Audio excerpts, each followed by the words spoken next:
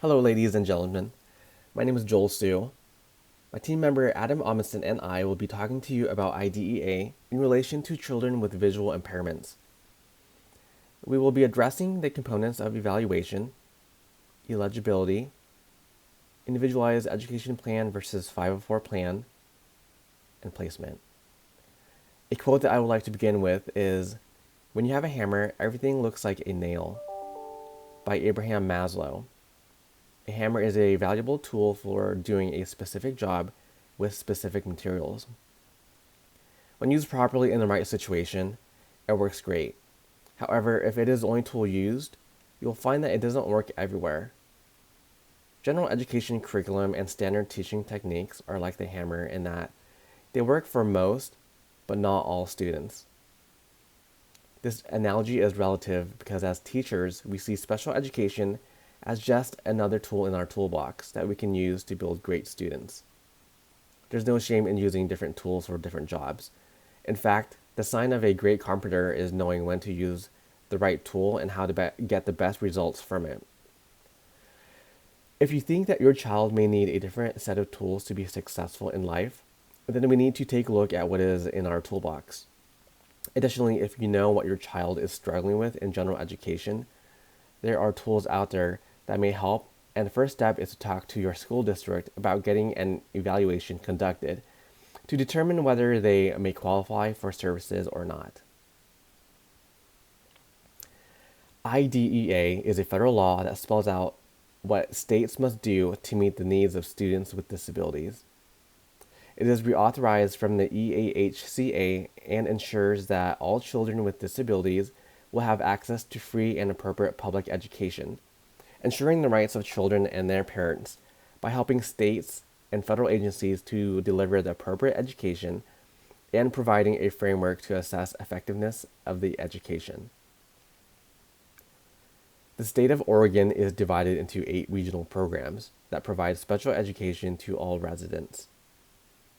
The 8 programs follow the IDEA mandates and are legally bound to provide at least the same level of service and protection as IDEA, but they can also provide services beyond that. The purpose of an evaluation is to find out whether a child has a disability or not. It helps to determine your child's educational needs, and it is a guiding decision for educators that are creating educational programs. The evaluation must be full, and individual evaluations have to be performed, such as FVA, the Full Vision Assessment, the LMA, Learning Media Assessment, the Assistive Technology Assessment, and the O&M Assessment. These types of evaluations help to determine whether your child is low vision or blind. It provides educators a logical way to determine eligibility. The team is made up of the assessor, your child, and you, the parent. A variety of tools and strategies must be used. For example, using what is known by talking to your students' teachers about their academics, what sort of preferences the students may have, and it might help with determining different types of information for the evaluation. Conducting additional assessments might be necessary as well, and gathering information is crucial. IDEA provisions consist of obtaining parental consent prior to initiating evaluation. The evaluation must be comprehensive and completed in 60 days from the date of parental consent. Utilization of a variety of assessment tools and strategies is necessary and required, and it must be administered by someone who is trained and is knowledgeable about the evaluation processes. The evaluations must be sufficiently comprehensive so that it identifies all of the child's special education and related services needs. Correlation between the student's needs and disability category must be seen under the certain type of category so that assistance can be provided. Reevaluation must not occur more than once a year, and it is conducted every 3 years. The purpose of a re-evaluation is continual disability, educational needs, present levels of performance, determining the special education services, and also whether modifications are necessary.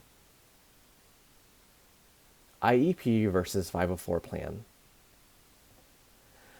At this point, your child's team will start to create either an IEP or 504 plan based upon your child's eligibility.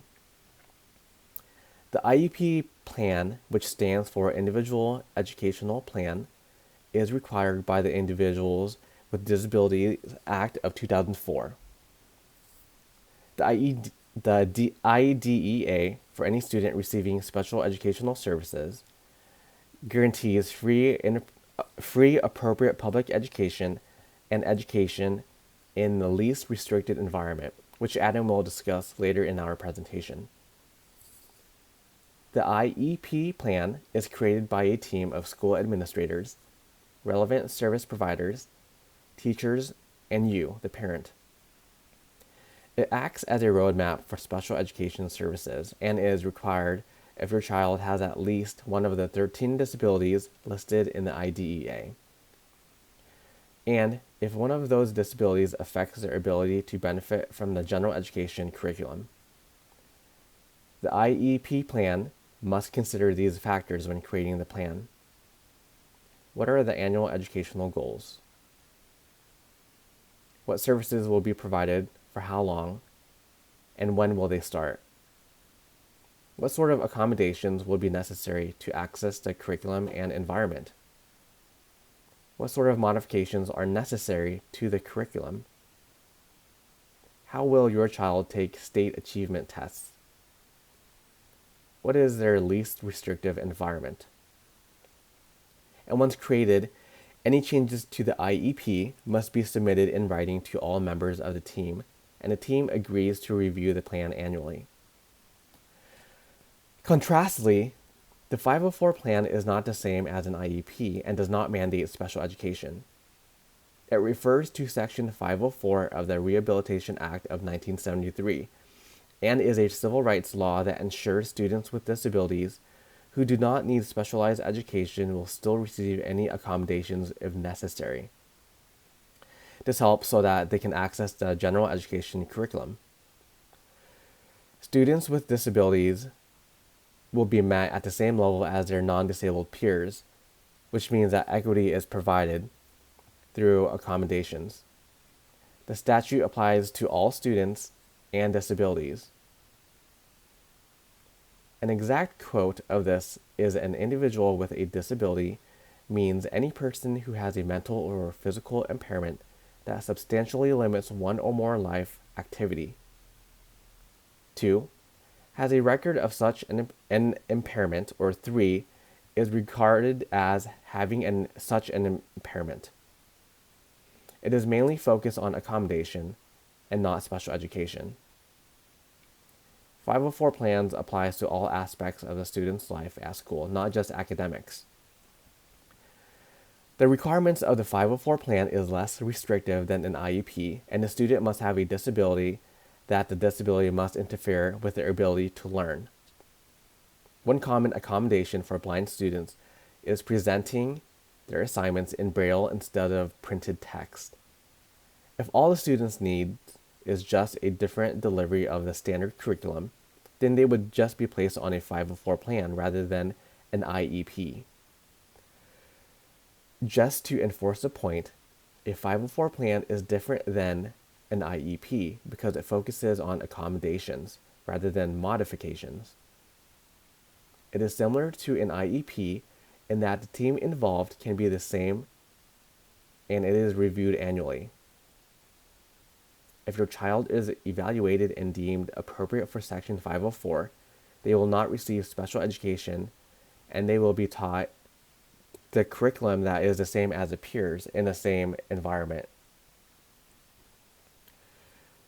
To help ensure success with the curriculum, they may receive accommodations to help, which are not limited to highlighted textbooks, extended time on test or assignments, extra set of textbooks for home use, computer-aided instruction, print that may be enlarged, positive reinforcements, behavior intervention plans, rearranging class schedules, and etc. Your child may receive some, all, or even different accommodations based on their evaluation, which you have a right to be a part of. No changes to their accommodations can be made without your approval. Next, Adam will be talking about eligibility and placement. Thanks, Joel. Once the evaluation is finished, it is the job of the eligibility team to determine if your child is eligible for special education and related services and supplementary aids and services. That all sounds a little confusing, so let's take a second to define each of those terms. Special education is specially designed instruction provided at no cost to the parents to meet the unique needs of a child with a disability. Related services increase the benefit of special education by providing extra help and support in needed areas. This could be in the form of speech-language pathology, physical therapy, and often in the case of blind or low-vision students, orientation and mobility services. These are a few examples of a much longer list that can be found in the IDEA text. Supplementary aids and services are very child-specific, and it can include accommodations and modifications to the curriculum, environmental supports, social skills training, or even training to help teachers better utilize adaptive technology. Eligibility is not determined by one piece of data or by one person. It takes into account information from many sources, including aptitude and achievement tests, teacher and family input, the student's physical condition, their sociocultural background, and any adaptive behaviors they may have developed on their own to access their education. The final step of this part of the process will be for the team to produce an eligibility statement that answers these questions. Does the child's suspected disability have an adverse impact on their educational performance? Does the child need special education? And is the primary basis for the suspected disability due to a lack of appropriate instruction in reading or math, or due to limited English proficiency? If any of these last three are the case, the child will not be deemed eligible. If the team finds your child eligible, it means that they have determined they have a disability as defined under IDEA and that they need special education and related services, regardless of whether or not they are advancing from grade to grade. It is also important to note that if a child has multiple disabilities, they only need to be found eligible in one category to receive services across all categories, and that their IEP will address all of their special education needs. A few questions you might have. Can a child have a disability and not be eligible for special education? Yes, if their assessment determines that their disability does not impede their access to the general education curriculum. They may still be on a 504 plan, however. What if my child is deemed ineligible but I don't agree?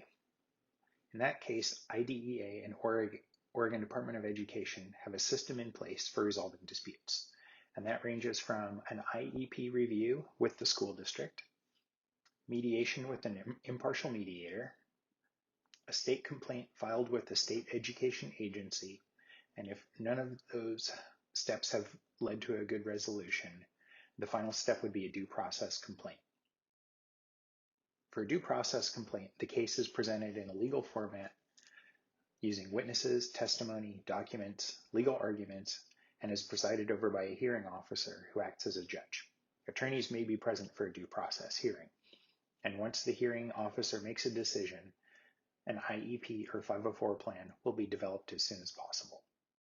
Once a student has been evaluated, determined that they are eligible for special education, and their plan of study has been created, the last step for the IEP team is to determine where your child should be educated. Will they be in a general education classroom, in a separate classroom, another facility, or some combination of all of them?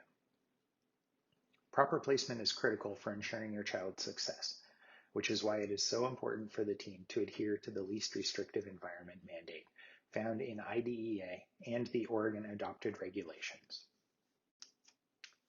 So what is the least restrictive environment mandate? So what is the least restrictive environment mandate? In short, it means that your child should be educated along with their peers to the maximum extent appropriate, and that they should only be removed from that environment if a satisfactory education cannot be achieved, even with the use of supplementary aids and services.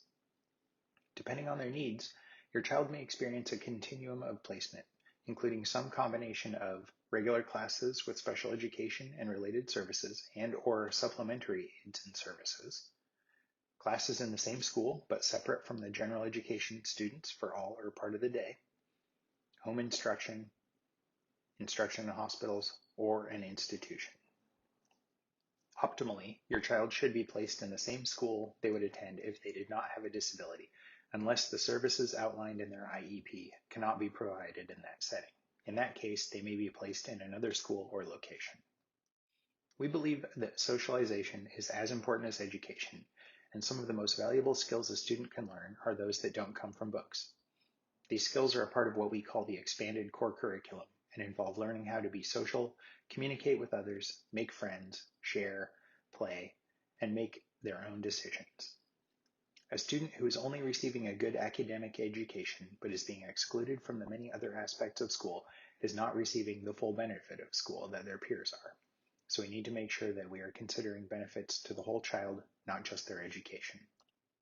In the instances where it has been determined that a more restrictive environment will result in a more appropriate education, the school district will still work to include that student in as many activities with their peers as they can. This could include field trips, lunch and recess, assemblies, non-academic classes, extracurricular activities, sports, study groups, or peer mentoring. To summarize, the placement team determines placement by selecting the least restrictive environment that meets the student's IEP goals. They will strive for inclusion. The student will not be removed from the general education classroom solely because of their disability or if they need modifications to the curriculum. Services and activities outside the classroom will also adhere to the least restrictive environment guidelines, and the team will weigh the benefits and harmful effects of all placement options and consider all of those options to keep the student in the least restrictive environment before moving on to the next option. In summary, Oregon's regional programs work with your local school district to provide special education services that meet or exceed the mandates of IDEA. If your child has or is suspected to have a disability, you can request them to be evaluated for special education. If they are determined to be eligible, you'll be asked to join the IEP team to help develop an appropriate educational plan. This plan will follow the least restrictive environment mandates, and the school will take steps to ensure your child is educated with their peers as much as possible. Lastly, you are a member of the team. Your presence is valued, and no decisions can be made about your child's education without your consent. Thank you for listening, and we hope that this podcast has helped give you a better understanding of how you, your child, and the school district all play an important part in the special education evaluation, eligibility, and placement process. For more information and links to valuable resources, please see our attached reference list. Thanks again.